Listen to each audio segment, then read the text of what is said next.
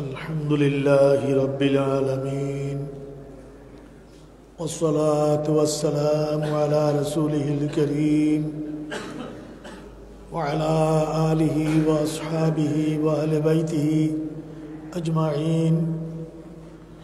أعوذ بالله من الشيطان الرجيم. بسم الله الرحمن الرحيم.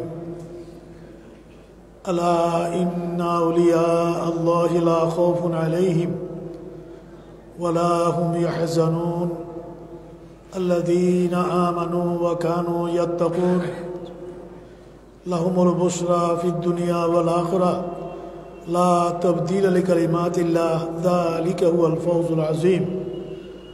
صدق الله مولانا العظيم وصدق رسوله النبي الكريم. मुअज़्ज़ज़ मोहतरम हज़रात मुसल्लियान अज़ाम सामीन कराम, अस्सलामु अलैकुम व रहमतुल्लाहि व बरकातुहू।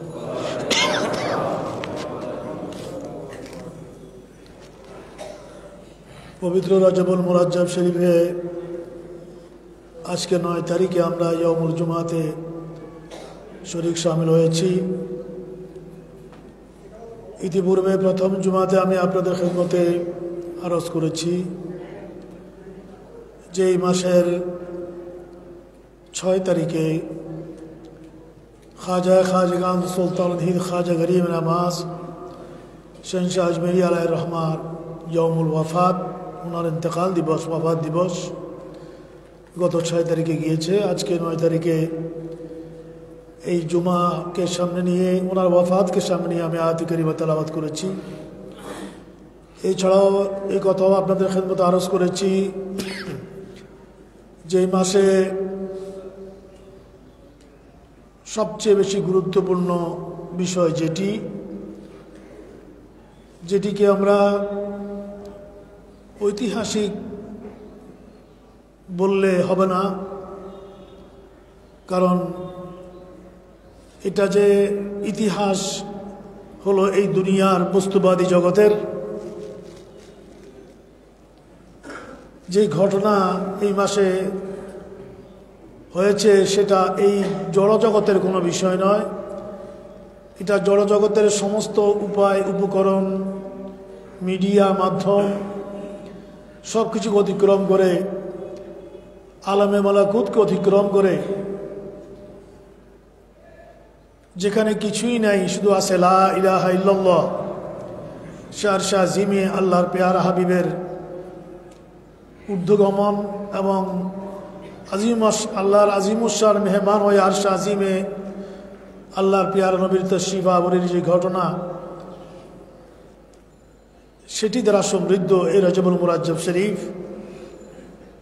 এটা ইংরেজি মাস অনুযায়ী, ইংরেজি তারিখ অনুযায়ী এই মাসের 28 তারিখ দিবাগত রাত লাইলাতুল মেরাজ, আর রজব মাসে তো 26 তারিখ দিবাগত রাত 27শে রজব পরদিন। এই মহান কুদরতির নজারা, আল্লাহর পেয়ারা হাবিবের এই মহান শান, শওকত আর মর্যাদার স্মারক হচ্ছে এই রজবুল মুরাজ্জব শরীফ। সবাই বলি সুবহানাল্লাহ।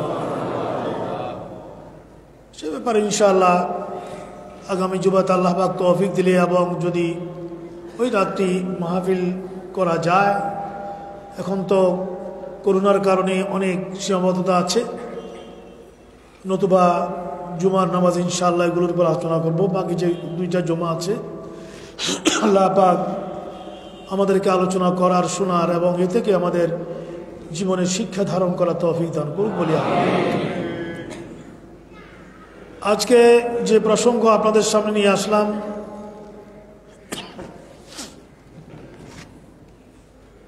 সেটি ইতিমধ্যেই আপনারা বুঝতে পেরেছেন। এটি এমন এক মহান সত্তার জীবনকে সামনে নিয়ে, এমন একজন মহান হাস্তির জীবন কর্মকে সামনে নিয়ে আয়াত কারিমা তেলাওয়াত করা, যিনি, যার আগমনের উসিলায়, যার শুভ আগমনের কারণে আজকে আমরা জীবনের দুনিয়া আখিরাতের শ্রেষ্ঠতম দৌলত ঈমান পেয়েছি। আরো জোরে বলুন আলহামদুলিল্লাহ। উনি আমাদেরকে লক্ষ লক্ষ কোটি কোটি টাকা দিয়ে গেছেন তা নয়, বাড়ি গাড়ি করে দিয়ে গেছেন তা নয়,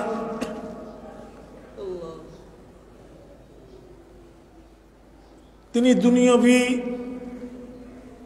আমাদের কোনো স্বার্থ সিদ্ধি করেছেন এমনটি নয়, তিনি আমাদেরকে দিয়েছেন যেই দৌলতের উপর আর কোনো দৌলত নেই, যেই দৌলতের মধ্য দিয়ে আল্লাহকে চেনা যায়, আল্লাহকে জানা যায়, আল্লাহ রসুলকে চেনা যায়, জানা যায়, এবং যেটি ছাড়া এই জীবনের কোনো দাম নেই, কোনোই দাম নেই। টাকা কড়ি, অর্থ সম্পদ, ঐশ্বর্য, পজিশন, ক্ষমতা, নামাজ, রোজা, হজ, যাকাত, আমল, আখলাক, কোনো কিছুরই কোনো দাম নাই, যেটি ছাড়া সেটা হচ্ছে সব কিছুর মূল কালেমা লা ইলাহা ইল্লাল্লাহু মুহাম্মাদুর রাসূলুল্লাহ। এই কালেমার মধ্য দিয়ে আল্লাহর সাথে আমাদের সম্পর্ক, নবীর সাথে আমাদের সম্পর্ক। মিডিয়া যিনি ছিলেন তিনি হচ্ছেন খাজাগান সুলতান খাজা গরিব নওয়াজ শেহনশাহী আজমিরি আলাইহির রহমা। এটা হচ্ছে এই ভারতীয় উপমহাদেশ, এই জায়গার, এটা হচ্ছে ইতিহাসের গোড়ার কথা। বলি সুবহানাল্লাহ। এটাকে আমি নানাভাবে আমরা এটাকে কম মূল্য দিতে পারি, এটাকে আমরা গুরুত্ব না দিতে পারি, সেটা আপনার আমার ব্যাপার, কিন্তু এটাই হচ্ছে ইতিহাসের নিরেট বাস্তবতা। আমরা ঈমানের জন্য মহান সত্তার কাছে আমরা ঋণী, অনেক বেশি ঋণী। আল্লাহ পাক আমাদের এই ঈমানকে কবুল করুক, সবাই বলি আমিন। আল্লাহ পাক রব্বুল আলামিন হাকামুল হাকিমিন, মানুষকে ঈমান দেন, আল্লাহ সব কিছু দেন। এক লোক, আমরা সাধারণত বলে থাকি, এটা আমাদের সমাজে বচন হয়ে গেছে, প্রবাদ বাক্য হয়ে গেছে, যে জন্ম, মৃত্যু, বিয়ে শাদী, এটা আল্লাহ, এগুলো আল্লাহর ইঙ্গিত হয়। তো আমি এক জায়গায় বললাম, এই তিনটা আল্লাহর ইঙ্গিত হয়, বাকিগুলো কার ইঙ্গিত হয়? আল্লাহ পাক রব্বুল আলামিন হাকামুল হাকিমিন, এটা এভাবে বলা উচিত নয়। জন্ম, মৃত্যু, বিয়ে শাদী আল্লাহর ইশারাতেই হয়, হ্যাঁ, এটা এভাবে বলা উচিত নয়। আল্লাহর ইশারাতে কি হয় না? আল্লাহ পাক কোরআনুল কারীমে সাফ ফরমাচ্ছেন, একটা পাতা যে বৃক্ষ থেকে শুকিয়ে পড়ে যায়, ওটাও আমার সিদ্ধান্তে হয়।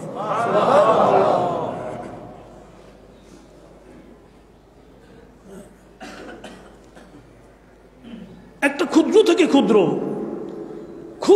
ক্ষুদ্র কোন বিষয় আল্লাহ পাক রব্বুল আলামিনের ইলমের এবং কুদরতির দৃষ্টির বাইরে আছে? সব কিছু আল্লাহ পাক রব্বুল আলামিন সূরা রহমানের ভিতরে নেই, বারবার বলেছেন, ফাবিআইয়ি আলা'i রাব্বিকুমা তুকাজ্জিবান। অতএব তুমি আমার এই সত্তাকে তুমি কিভাবে মিথ্যা প্রতিপন্ন করবে? কোনো কিছুই আল্লাহর সিদ্ধান্তের বাইরে, আল্লাহর দৃষ্টির বাইরে নাই। কিন্তু আল্লাহ পাক রব্বুল আলামিন হাকামুল হাকিমিনেরও একটা সুন্নত আছে, একটা সুন্নতে ইলাহি আছে, একটা নিয়ম আছে। নিয়মের বাইরে আল্লাহ পাক রব্বুল আলামিন কিছু করেন না। আল্লাহ একটা সিস্টেমের মধ্য দিয়ে মানুষদেরকে দেন, একটা ওসিলার মধ্য দিয়ে দেন, মিডিয়ার মধ্য দিয়ে দেন। কোন মানুষের মৃত্যু আল্লাহর সিদ্ধান্তে হয়,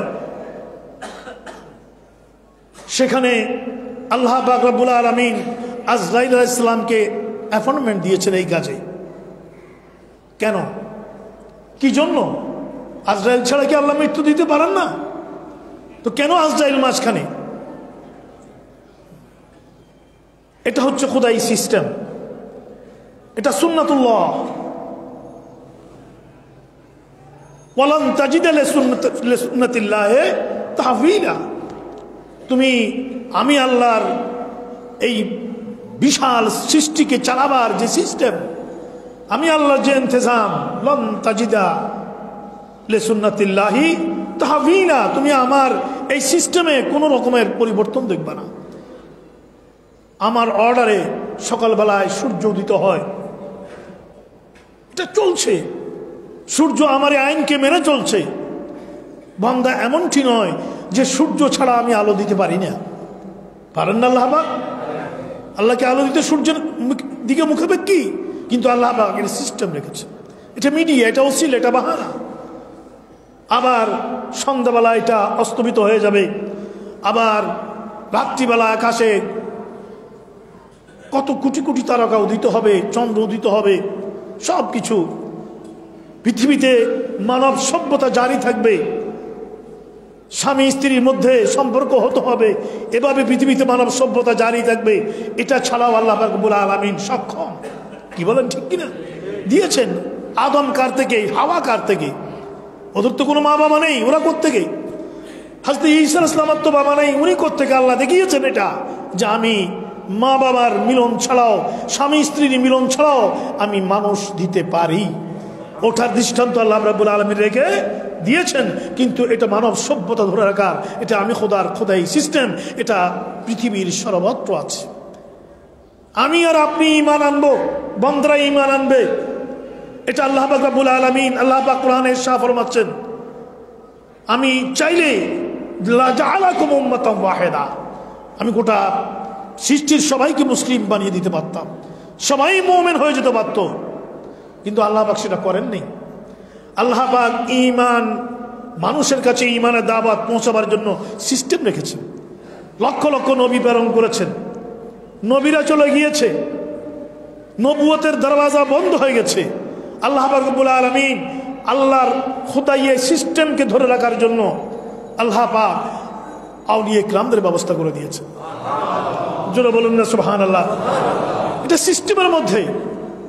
এটা আপনি কোনো ওলিকে অস্বীকার করা, হ্যাঁ সবকিছু আল্লাহ করেন এই কথা বলে আমি মাজারে কেন যাব, আমি অমুক হুজুরের কাছে কেন যাব, আমি অমুক বিশ্বাসের কাছে কেন যাব, আমি অমুক শায়েখের কাছে কেন যাব, আমি আল্লাহকেই বলবো না। আল্লাহ পাক নিচে সেটা বলেননি। আল্লাহ পাক বলেছেন ওয়াবতাগু ইলাইহিল ওয়াসিলা। আল্লাহ পাক যেমন বলেছেন আমার কাছে চাও, তেমনি আল্লাহ পাক বলেছেন আমার কাছে চাও। আমি এই আয়াতটা পেয়েছি, কিন্তু আরেকটা আয়াত আমি পাইনি, আমি এটা নিয়ে বসে আছি।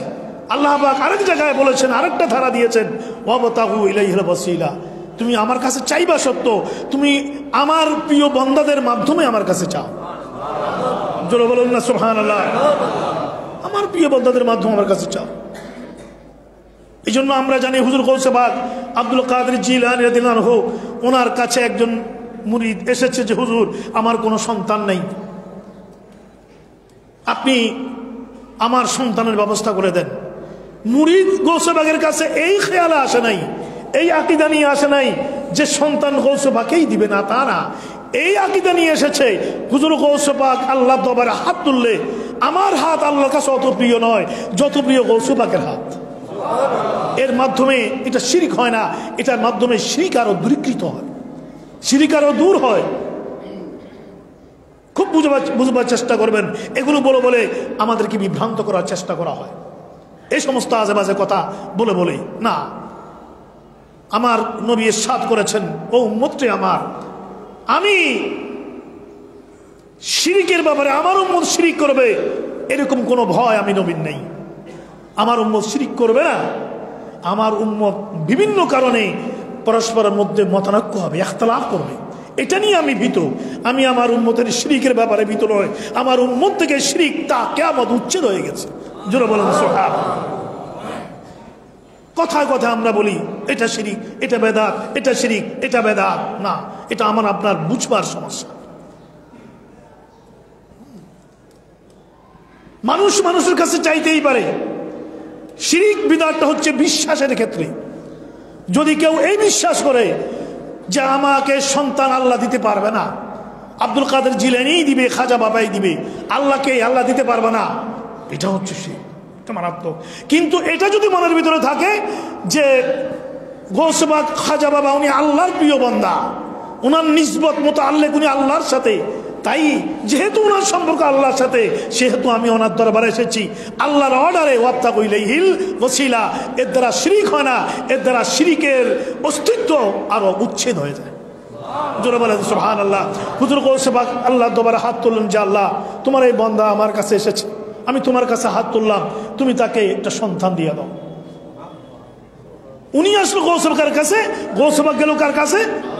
একসাথে বলেন কার কাছে? আল্লাহর কাছে। এটাকেই বলা হয় ওয়াসিলা। গৌসবাকে কথা বলেন নাই যে আমি তোমাকে সন্তান দেব না, কথা বলেন নাই। এই জন্যই হযরতে মূসা, হযরতে ইব্রাহিম খলিলুল্লাহ আলাইহিস সালাম, উনি নমরুদের সাথে আল্লাহর অস্তিত্ব নিয়ে ওনার বহস হচ্ছে। নমরুদ বলল, ইব্রাহিম তোমার খোদায় কি পারে? হযরত ইব্রাহিম খলিলুল্লাহ বলল যে আমার খোদা জীবিতকে মৃত করতে পারে, মৃতকে জীবিত করতে পারে। উনি মৃতকে জিন্দা করতে পারেন, জিন্দাকে মৃত করতে পারেন। উনি বলল আনাও হুই উমিদ। নমরুদ বলল এটা তো আমিও পারি, এটা তোমার খোদা কেন, এটা তো আমিও পারি, আমিও খোদা। ও কি করলো, দুজন ইন্নোসেন্ট লোক ধরে এনে ওদের বিচার টিচার করে একজনকে ফাঁসির রায় দিল, আরেকজনকে মুক্ত করে দিল। দুজনকেই মুক্ত করে দেওয়ার পরে নমরুদ বলল আমি হলাম খোদা, আমার শক্তি দেখো, যার ফাঁসির রায় হয়েছে আমি তাকে নাজাত দিয়ে দিলাম, আর যার ফাঁসির রায় হয় নাই তাকে আমি শুলিতে চড়ালাম। দেখো আমি যে মৃত্যু হবে তাকে জিন্দা করে দিলাম, আর যে জিন্দা থাকবে তাকে মেরে ফেললাম। আনা উহি ওয়া উমিদ, আমি জীবিতকে মৃত, মৃতকে জীবিত করতে পারি। হয়তো ইব্রাহিম খলিলুল্লাহ দেখলো এত বড় বদমাস, হ্যাঁ, এর থেকে বড় শয়তান তো আর নাই। ইব্রাহিম খলিলুল্লাহ বললেন শুনো আমার আল্লাহ কি পারে, আর কি পারে শুনো। আমার আল্লাহ সূর্যকে পূর্ব দিক থেকে উদিত করে, পশ্চিম দিকে আবার অস্তমিত করে, আবার পরের দিন এটা পূর্ব দিক থেকে উদিত হয়, পশ্চিম দিকে অস্তমিত হয়। এটা তুমি করো তো, এটা করো তো তুমি। এখানে তো আর বদমাশি চলতেছে না, এমন আটকেছে সে তো আর বলতে পারতেছে না এটা আমিও পারি। ফা বুহিতাল্লাযী কাফার, কোরআন বলছে এই বড় শয়তান কাফেরটা এখন সে বোবা হয়ে গেছে। জোরে বলেন সুবহানাল্লাহ। মুহতারাম হাজরিন, ইব্রাহিম খলিলুল্লাহ, ঈসা রূহুল্লাহ, আল্লাহ পাক ওটা ইব্রাহিম, ওটা ঈসা রূহ বলেছেন আনা উহি উবরিউল আকমাহা ওয়াল আবরাসা ওয়া উহিল মাউতা। আমি মৃত্যুকে জীবিত করতে পারি, আমি ঈসা মৃত্যুকে জীবিত করতে পারি বিইজনিল্লাহ, আমার আল্লাহর দেওয়া ক্ষমতায়। জোরে বলেন সুবহানাল্লাহ। এগুলো শিরকের মধ্যে পড়ে না। হুজুর গৌস পাক হাত তোলেন, মাওলা তুমি আমার এই মুরিদকে একটা সন্তান দিয়া দাও। আল্লাহ পাক বললেন হে আব্দুল কাদের জিলানী, ওর নসিবে সন্তান নাই, ওর নসিবে সন্তান নাই, ওর নসিবের মধ্যে নাই, এরকম হতে পারে না, ওর নসিবে নাই। হুজুর গৌস পাক মুনাজাত শেষ করে মুরিদের দিকে তাকালেন করুণ ভাবে, বললেন যে বাবা আল্লাহ পাক আমাকে বলেছে তোমার নসিবে সন্তান নাই। মুরিদ সাহস করে বলল হুজুর নাই বলে তো আপনার কাছে আসছি। জোরে বলবেন না সুবহানাল্লাহ। থাকলে কি আর আপনার কাছে আমার আসতে হতো? থাকলে তো আপনার কাছে আমার আসতে হতো না, নাই, সেই জন্য আপনার কাছে এসেছি। কিভাবে হবে ওটার ব্যবস্থা করেন। মানুষ ডাক্তারের কাছে যায় না, কথা বলেন ঠিক কিনা? মানুষ সন্তানের জন্য ডাক্তারের কাছেও যায় না, সেগুলো আপনাদের বৈষয়িক ডাক্তার, ইনি হচ্ছেন আধ্যাত্মিক ডাক্তার। এর মধ্যে কোনো শিরিকের কিছু নাই। ডাক্তারের কাছে গেলে শিরিক হয় না, একজন আল্লাহর ওলির কাছে গেলে এটা শিরিক। আল্লাহর কাছে যাও, আল্লাহ দিয়ে দিবে তোমাকে এভাবে, আল্লাহ সিস্টেম রেখেছে, তুমি সিস্টেমে আসো। জোরে বলেন না সুবহানাল্লাহ। হুজুর গৌস পাক দেখলেন যে এটা তো বড় বেওয়াড়া মুরিদ, তো আমাকে ছাড়বে না। আবার হাত তুলেন, আল্লাহ আমার মুরিদটা কেমন তুমি দেখতে পাচ্ছ?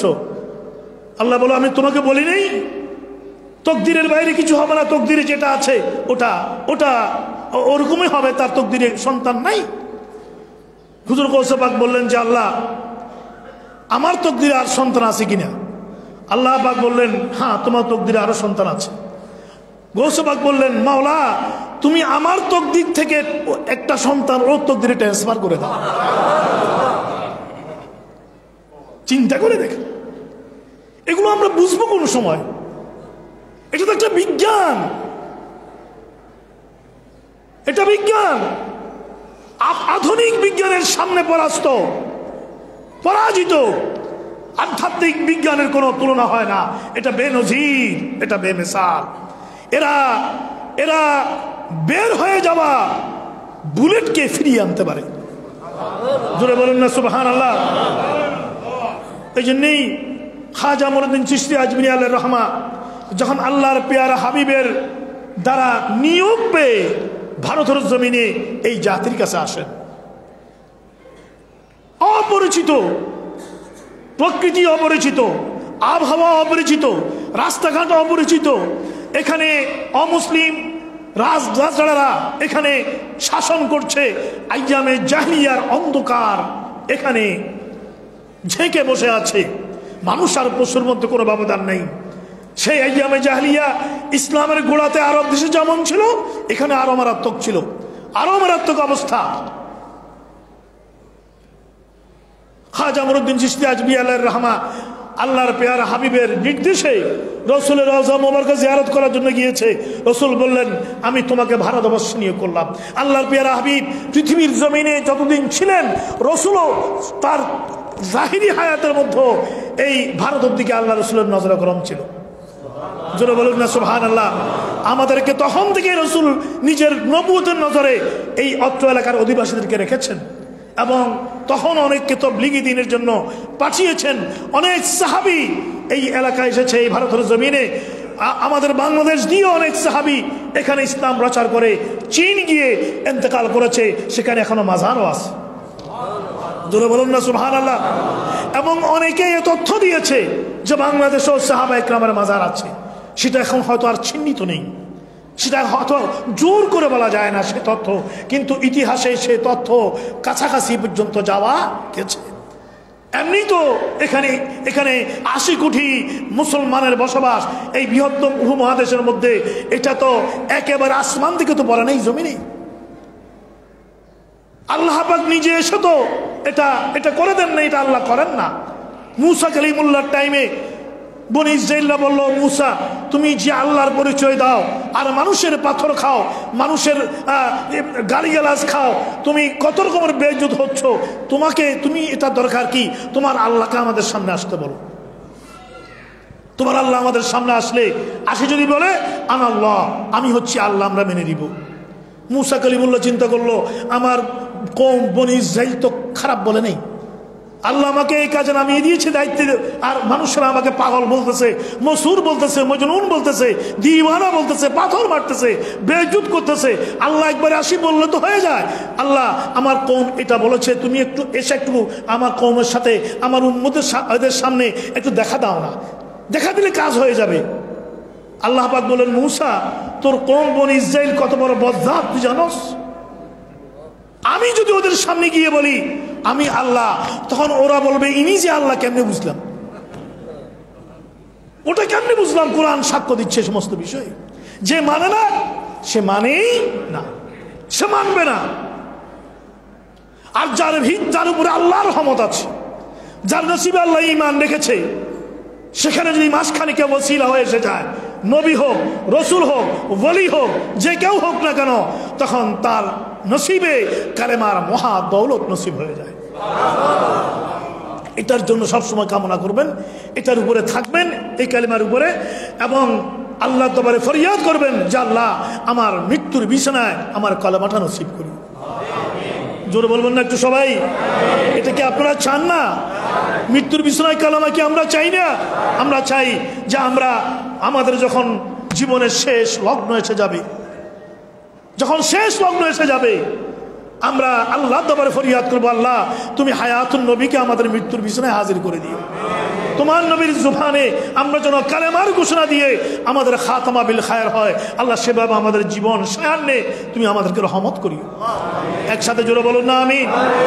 খাজা মুঈনুদ্দিন চিশতি আজমিরি আলাইহির রহমা সেই বিশাল জীবন কর্ম কিভাবে আমি আপনাদের সামনে নিয়ে আসব। বিশাল জীবন কর্ম, হায়াত পেয়েছেন প্রায় 100 বছরের কাছাকাছি খাজা মুঈনুদ্দিন চিশতি আজমিরি আলাইহির রহমা। এই জীবন কর্ম এই ভারতের জমিনে ঈমান ইসলামের চাষাবাদ করতে গিয়ে দীর্ঘ 80 বছর পর্যন্ত উনি পারিবারিক জীবন শুরু করতে পারেন নাই। টাইম কোথায়, সময় কয়দিকে দেওয়ার? জীবনের শেষ পর্যায়ে গিয়ে এই সুন্নত আদায় করেছেন। আজকে উনি এই বিশাল ভারতের জমিনে এই বিশাল মুসলিম সাম্রাজ্য, 80 কোটি মানুষের একটা এলাকা, এই উপমহাদেশ, এটার জন্য ওনার সঙ্গে সাথী হয়ে আরো হাজার হাজার আল্লাহর ওলিরা ভারতের জমিন ছেয়ে গেছে। বলেন সুবহানাল্লাহ, কি বলেন ঠিক কিনা? ছেয়ে গেছে। এই জন্য অত্র এলাকার মানুষের একটা সাধারণ মায়লান, দুর্বলতা, একটা দিলি উইকনেস থাকে মাজারের দিকে। আবার এটা যেমন খুব বেশি সাবলীল, এটা ভাবতে যেমন ভালো লাগে, আবার এটাকে কেন্দ্র করে কিছু যথেষ্ট শরীয়ত বিরোধী কার্যক্রম, যেখানে ভালো আছে সেখানে মন্দ আছে। যারা সুবিধাবাদী, যারা দুনিয়া চায়, তারা আবার অনেকেই এগুলোকে কেন্দ্র করে নানা রকমের ব্যবসা বাণিজ্য এগুলো শুরু করে দিয়েছে। কিন্তু আমাদেরকে এই জায়গায় থাকতে হবে যে আমাদের ঈমান আমলের সম্পর্ক, আমাদের হেদায়েত এই সমস্ত ওলিদের সাথে সম্পৃক্ত। তাই তাদের থেকে আমরা ফয়জ বরকত হাসিল করব। কিন্তু ওদেরকে কেন্দ্র করে কে ব্যবসা বাণিজ্য করবে অথবা সেখানে গিয়ে আমরা শিরকের আড্ডাখানা বানাবো, এটা কোনোদিন একজন মুমিনে কামিলের শিওয়া চরিত্র হতে পারে না। এটা কোনোদিন নয়, এটা খুব কম। এটা আমরা যতটুকু না হয় তার চেয়ে বেশি ফলাও করে প্রচার করা হয়। প্রতিটি মাজারে সাইনবোর্ড লটকানো আছে সেজদা করা নিষেধ, নাই? প্রতিটি মাজারে লেখা আছে সেজদা করা নিষেধ। আবার এই সেজদাটা 2 রকমের আছে। কোন অপরাধে আপনার ফাঁসি হয়ে যায়, আবার একই অপরাধে ফাঁসি না হয়ে যাবজ্জীবন হয়। কি বলেন ঠিক কিনা? অপরাধ একটাই, একজনের ফাঁসি হলো আরেকজনের যাবজ্জীবন হলো। কেন? কারণটা কি? জাস্টিস এটা কিভাবে জাস্টিফাই করেছেন? কারণ আছে।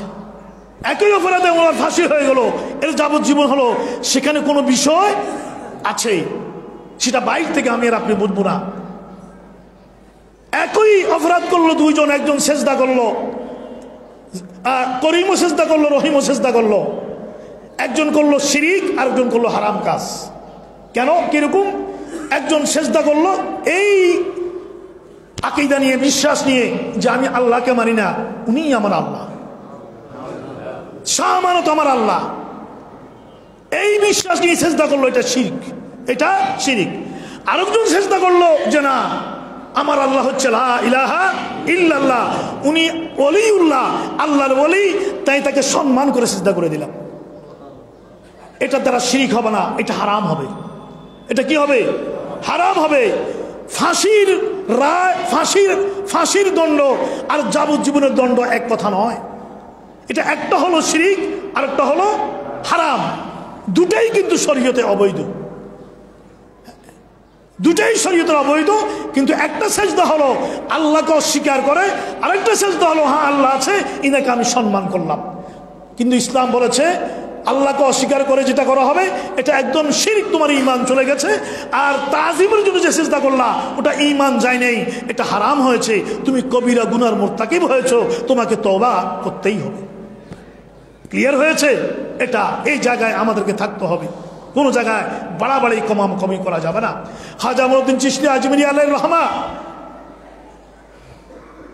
উনি এই দেশে ঈমান ইসলামের চাষাবাদ যখন শুরু করলেন, যে কথা বলে আমি শেষ করতে চাই, তার আগে, ওনার আগে মোহাম্মদ গুরি, তৎকালীন সমকালীন সবচেয়ে শক্তিশালী রাষ্ট্রশক্তি পৃথ্বীরাজের বিরুদ্ধে যুদ্ধ করে মোহাম্মদ গুরি তরাইন, ভারতের তরাইন এলাকাতে এই যুদ্ধ হয়েছে। এই তরাইনের প্রথম যুদ্ধে মোহাম্মদ গুরি উনি পরাজিত হয়েছে। এর আগে আফগানিস্তানের গজনি থেকে সুলতান মোহাম্মদ গজনবী 17 বার এদেশে এসেছে, 17 বার এদেশে এসেছে। আপনারা জানেন ভারতবর্ষের ইতিহাস, 17 বার উনি বিজয়ী হয়েছেন, কিন্তু এখানে ঈমান ইসলাম প্রচার করেন নাই। এসেই উনি একজন রাজাকে হামলা করতেন, যুদ্ধ হতো, উনি 17 বার জয়লাভ করেছেন, উনি জয়লাভ করে চলে গিয়েছেন। ওনাকে জিজ্ঞেস করা হলো, আপনি বারবার ভারতবর্ষে আসেন, জয়লাভও করেন, কিন্তু আপনি এখানে ঈমান ইসলাম এটা প্রতিষ্ঠিত কেন করেন না? উনি বলেন, এটা টাইম এখনো আসে নাই। হয়তোবা উনিও খাজা বাবার অপেক্ষায় ছিলেন। জোরে বলুন না সুবহানাল্লাহ। এর আগে মোহাম্মদ বিন কাসিম এসেছে, সুলতান মোহাম্মদ বিন গজনবীর আগে মোহাম্মদ বিন কাসিম 17 বছরের ছোট ছেলে। 17 বছরের ছোট ছেলে, উনি বিয়ে করে এখনো ওনার নববধূর কাছে যান নাই। বিয়ের মঞ্চেই ওনার শ্বশুর হাজ্জাজ বিন ইউসুফ বলল যে তুমি আমার মেয়ের কাছে যাওয়ার আগে তোমার মোহর শোধ করে দাও, মোহরানা শোধ করে দাও। সে বলল, বাবা মোহরানা কত নির্ধারণ হয়েছে? শ্বশুর বলল, অনেক বড় মোহরানা, তুমি পারবা সেটা? ওটা দেওয়া ছাড়া আমার মেয়ের কাছে তুমি যেতে পারবে না। মোহাম্মদ বিন কাসিম বলল, কত সেটা বাবা নির্ধারণ হলো? হাজ্জাজ বিন ইউসুফ বলল, সেটা হচ্ছে আমি তোমাকে সেনাপতি করে ভারতে মুসলিম অভিযান পাঠাতে চাই, তোমাকে সেনাপতি করে সেই অভিযানের নেতৃত্ব তোমাকে দিতে হবে, এটা তোমার মোহরানা। জোরে বলুন না সুবহানাল্লাহ। এসেছেন তিনি, বিজয়ী হয়েছেন, আবার শহীদ হয়েছেন ষড়যন্ত্রের মধ্যে পড়ে। যাক, এই এত বিশাল বিশাল ইতিহাস আমি এখন জুমার আগে আনা সম্ভব না। আমি এতটুকুন বলে শেষ করতে চাই যে খাজা মুঈনুদ্দিন চিশতি আজমিরি আলাইহির রহমা মোহাম্মদ গুরিকে খুঁজে বের করলেন। খুঁজে বের করে বললেন, তুমি পলিটিক্যাল লিডার, তুমি সেনাপতি, তুমি রাজনৈতিক নেতা, আমি আধ্যাত্মিক নেতা, আমি স্পিরিচুয়াল লিডার। তুমি তরাইনের প্রথম যুদ্ধে স্পিরিচুয়াল শক্তি ছাড়া তুমি পৃথ্বীরাজের বিরুদ্ধে নেমেছো, আসো আমার কাছে। উনি মোহাম্মদ গুরি বনজঙ্গলে ঘুরে বেড়াতেন, পালিয়ে পালিয়ে আসলো, খাজা বাবার হাতে হাত রেখে বায়াত গ্রহণ করলো, নিজের রাজনৈতিক শক্তিকে আধ্যাত্মিক শক্তির ছুরি দিয়ে আরো ধারালো করে ফেলল। যখনই মোহাম্মদ গুরির রাজনৈতিক শক্তির সাথে খাজা মুঈনুদ্দিন চিশতি আজমিরি আলাইহির রহমান এই আধ্যাত্মিক শক্তি মিলিত হলো যে তুমি এগিয়ে যাও, দিল্লিতে তুমি হামলা চালাও, পৃথ্বীরাজের বিরুদ্ধে তুমি দ্বিতীয় যুদ্ধে জেহাদে অবতীর্ণ হয়ে যাও। হয়ে গেল তরাইনের দ্বিতীয় যুদ্ধে। আর পেছনে খাজা মুঈনুদ্দিন চিশতি আজমিরি আলাইহির রহমান তরবারি হাতে নয়, দুখানা বেলায়েতের হাত আল্লাহ দরবার তুলে রাখলেন। আল্লাহ এই বিজয় দিতে হবে। তুমি বদরে দিয়েছো, ওহদে দিয়েছো, খন্দকে দিয়েছো। ভারতের জমিনে ইসলামকে প্রচার করতে হলে তরাইনের দ্বিতীয় যুদ্ধে আমাদেরকে তুমি জয় দিয়ে দাও। দেবার মালিক কে? একসাথে বলি, কে দেবার মালিক? আল্লাহ। কিন্তু আমাদেরকে নামতে হয়েছে, আমাদেরকে নামতে হয়েছে জিহাদে। না নামলে আল্লাহ দিবে না। একদিকে খাজা বাবা সেনাবাহিনী নামিয়ে দিলেন, অন্যদিকে দুখানা হাত কুদরতির দরবারে তুলে রাখলেন, চোখের পানি ছেড়ে দিলেন। আল্লাহ পাক ওনার চোখের পানি কবুল করেছে। তরাইনের দ্বিতীয় যুদ্ধে মুসলমানরা জয়লাভ করেছে।